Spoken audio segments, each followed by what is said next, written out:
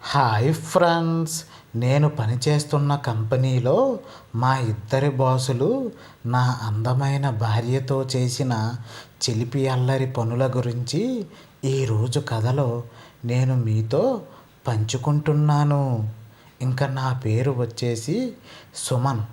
నా వయసు 34 సంవత్సరాలు. నేను బాగా పేరొందిన ఒక ప్రైవేటు కంపెనీలో మేనేజర్గా ఉద్యోగం చేస్తున్నాను. నాకు పెళ్ళయి 6 సంవత్సరాలు గడుస్తుంది. ఇంకా నా భార్య పేరు సుచిత్ర. తన వయసు 26 సంవత్సరాలు. మా అన్యోన్య దాంపత్యానికి గుర్తుగా మాకు 2 మగపిల్లలు. మేము ఉండేది అహ్మదాబాదులో. ఇంకా అసలు కథ విషయానికి వస్తే, నా భార్య సుచిత్ర చూడటానికి కాశ్మీర్ యాపిల్ పండుల, జున్ను ముక్కల, నాజూకు తీగల చాలా అందంగా ఉంటుంది. తనను చూసిన ఎవరికైనా సరే కొరుక్కుని తినేయాలంత కసిగా కూడా ఉంటుంది. దానికి తోడు తన వస్త్రధారణ కూడా అలాగే అలంకరించుకొని రోజుకి కొన్ని వందల సార్లు అద్దంలో తనని తానే చూసుకుంటూ మురిసిపోతూ ఉంటుంది. ఇది ఇలా ఉండగా ఒకరోజు మా ఆఫీస్ వాళ్ళు గ్రాండ్గా అయితే ఒక పార్టీని నిర్వహించారు. దాంతో మా భార్యాభర్తల జంట ఇద్దరం కలిసి ఎంతగానో సింగారించుకుని మరీ చాలా హుషారుగా అయితే అక్కడికి వెళ్ళాం. అయితే అక్కడికి వెళ్ళే వరకు కనీసం ఊహించనే లేదు మాకు రాబోయే పెను ప్రమాదం గురించి. అవును, మీరు వింటున్నది నిజమే. అసలు అక్కడ ఏం జరిగింది అంటే, మేము వెళ్ళేసరికే అక్కడ మా బాసులు ఇద్దరూ కూడా కలిసి అప్పటికే బాగా మద్యం మత్తులో మునిగి తేలుతున్నారు. అలా అప్పుడే అక్కడికి వెళ్ళిన నన్ను, నా భార్యను చూసి, వీడికి ఇంత అందమైన పెళ్ళాం ఉందా అని ఈర్ష్యతో రగిలిపోతూ నా భార్య అందచందాలను చూసి మా బాసులు ఇద్దరూ కూడా చొంగ కార్చుకోవడం మొదలుపెట్టారు. అంతేకాకుండా నా పెళ్ళాన్ని ఎలాగైనా సరే వాళ్ళ సొంతం చేసుకుని దాన్ని కసితీరా అనుభవించాలి అని కంకణం కట్టుకున్నారు. ఇంతకీ మా బాసుల పేర్లు మీకు చెప్పనే లేదు కదూ. వాళ్ళ పేర్లు విక్రమ్ మరియు సంజయ్. అయితే వాళ్ళు ఇద్దరు నేను ఉద్యోగంలో చేరినప్పటి నుంచి ఏ రోజు కూడా నాకు మర్యాద అనేదే ఇవ్వకుండా ఇష్టం వచ్చిన మాదిరిగా ఎప్పుడూ కూడా నాపై అరుస్తూ గాడిద చాకిరీ నాతో చేయించుకునేవారు.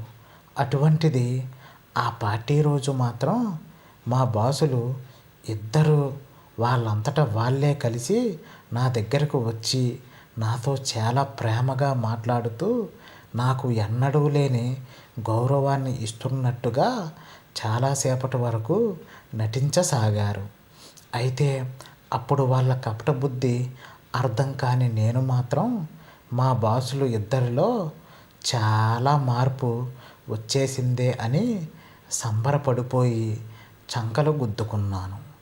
ఇది ఇలా ఉండగా మా బాసులు ఇద్దరూ నన్ను పిలిచి, మన ఆఫీస్లో మా రూమ్లో ఒక బ్యాగు ఉంటుంది, అర్జెంటుగా దానిని తీసుకురమ్మని నాతో చెప్పగా, నేను వెంటనే సరే బాస్ అంటూ ఆ బ్యాగ్ కోసం వాళ్ళ రూమ్లోకి అయితే వెళ్ళాను. వెళ్ళి మొత్తం చూస్తూ ఉండగా అక్కడ బ్యాగ్తో పాటుగా చాలా ఖరీదైన నెక్లెస్ కూడా ఆ పక్కనే కిందన పడిపోయి కనిపించింది. దాంతో ఆ నెక్లెస్ను చూసిన నాకు వెంటనే దుర్బుద్ధి అనేది ఆవహించి దీనిని ఎలాగైనా సరే కొట్టేయాల్సిందే అని అనుకున్నాను. పైగా ఈ నెక్లెస్ నా భార్య మెడలో ఎంత బాగుంటుందో అని కలలను కూడా కన్నాను. అనుకున్నదే తడువుగా అక్కడ ఎవరూ చూడట్లేదు అనుకుని దాన్ని తీసుకుని నా జేబులో అయితే వేసుకున్నాను. మా బాసు వాళ్ళ దగ్గరికి వెళ్ళి, ఇదిగోండి సార్ మీరు అడిగిన బ్యాగు అంటూ వాళ్ళ దగ్గరికి వెళ్ళి వాళ్ళ బ్యాగును అయితే అప్పగించేశాను. కానీ అప్పటి వరకు నాకు తెలియని నిజం ఏంటి అంటే, మా బాసులు ఇద్దరూ కలిసి నన్ను ఇరికించడానికి ఆ నెక్లెస్ను అక్కడ కావాలనే పడేసి దానిని నేను తీసుకునేలాగా నాపై కుట్రను జరిపారు అని. అయితే ఇదంతా తెలియని నేను మాత్రం వాళ్ళు వేసిన పథకానికి అమాయక చక్రవర్తిలా బలైపోసాగాను. దాంతో వాళ్ళు నువ్వు చేసిన ఘనకార్యం అంతా మా సీసీటీవీ ఫుటేజ్లో రికార్డ్ అయ్యిందని మేము చెప్పినట్టుగా వింటావా, లేదు అంటే కటకటాల ఊచలు లెక్కబెడతావా అంటూ నన్ను బెదిరించసాగారు. దాంతో ఎంతగానో భయపడిపోయిన నేను, వద్దు సార్ వద్దు, మీరు ఏం చెప్పినా సరే చేస్తాను సార్ అంటూ వాళ్ళని బ్రతిమాలడం ప్రారంభించాను. వెంటనే వాళ్ళు, ఏమీ లేదురా సుమన్, నువ్వు ఈ కేసు నుంచి బయటపడాలన్నా ఎప్పటిలాగే హ్యాపీగా మన ఆఫీసులో ఉద్యోగం చేసుకోవాలి అన్నా నీ అందమైన పెళ్ళాన్ని ఒక్క వారం రోజుల పాటు మా ఇంట్లో వదిలి వెళ్ళిపోరా అంటూ నాతో చాలా నీచంగా మాట్లాడసాగారు.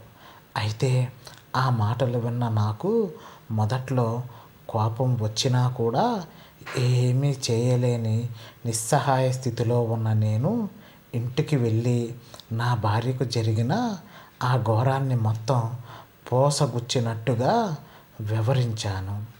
దాంతో వెంటనే తాను, అబ్బా ఏంటి మీ బాసులు ఇద్దరూ కలిసి నన్ను కోరుకున్నారా అంటూ ఎంతగానో తెగ ఉబలాటం పడిపోయింది.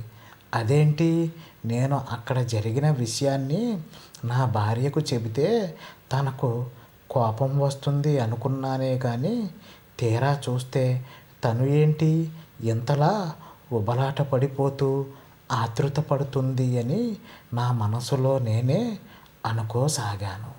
అలా ఆలోచిస్తూ ఉండగా నాకు అప్పుడు అర్థమైన విషయం ఏంటి అంటే, చాలా కాలంగా నేను నా భార్యతో దాంపత్య జీవితాన్ని సరిగ్గా అయితే పంచుకోలేకపోతున్నాను. దాంతో నా భార్య సుచిత్ర కూడా నాతో ఎంతగానో విసిగిపోతూ నా పట్ల అసంతృప్తిగా ఉండటాన్ని నేను చాలాసార్లు గమనించాను. అందువలన మా బాసులు ఇద్దరూ నాపై పన్నిన కుట్ర గురించి తనకు తెలిసినప్పటి నుంచి కనీసం పరాయి మగాళ్ళ చేతిలోనైనా తాను పూర్తిగా నలిగిపోవడం వలన అయినా తనలో ఎప్పటి నుంచో అగ్గిచిచ్చులా రగిలిపోతున్న తన విరహ వేదనను ఈ విధంగా అయినా చల్లార్చుకునే అవకాశం వచ్చింది అని తను మా బాసులు ఇద్దరికంటే కూడా ఎక్కువగా ఉబలాట పడిపోతూ కొతకొతలాడిపోయింది అనుకోండి. అయితే ఎప్పుడెప్పుడు నా భర్త వాళ్ళ దగ్గరకు నన్ను తీసుకుని వెళ్ళి ఎప్పుడెప్పుడు నన్ను వాళ్ళ ఇంట్లో వదిలిపెడతాడా అని తన రెండు కళ్ళు కాయలు కాచేలా ఎదురు చూడసాగింది. అనుకున్నదే తడువుగా మరుసటి రోజు ఆదివారం నాడు నా భార్య సుచిత్రని తీసుకుని వెళ్ళి మా బాసులు ఇంటి దగ్గర వదిలేశాను. దాంతో వాళ్ళు ముందుగానే చెప్పిన షరతు ప్రకారం మరలా వచ్చే ఆదివారం నాడు, అంటే సరిగ్గా ఒక వారం రోజుల తర్వాత వచ్చి నీ భార్యను తీసుకుని వెళ్ళిపోరా అంటూ నన్ను చూసి మా బాసులు ఇద్దరూ కూడా ఒక పైశాచిక నవ్వును నవ్వుతూ నా భార్యను అలా వాళ్ళ బెడ్రూములోకి తీసుకుని వెళ్ళిపోయారు.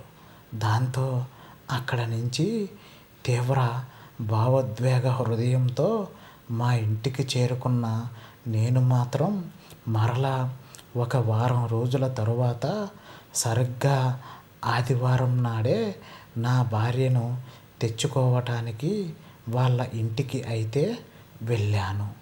అయితే నేను కనబడగానే ఎంతగానో బాధపడుతూ పరిగెత్తుకుంటూ వచ్చి నన్ను కౌగిలించుకుని నాకు జరిగిన అన్యాయానికి నన్ను గట్టిగా పట్టుకుని ఓదారుస్తుంది అని భావించిన నా భార్య మాత్రం నేను అనుకున్న దానికి వ్యతిరేకంగా ఆనంద తాండవం ఆడుతూ సంతోష పరవళ్ళ జల్లులతో స్వర్గసీమలోంచి బయటకు వచ్చిన మాదిరిగా వాళ్ళతో కలిసి ఎంతో సరదాగా నవ్వుకుంటూ బయటకు అయితే వచ్చింది.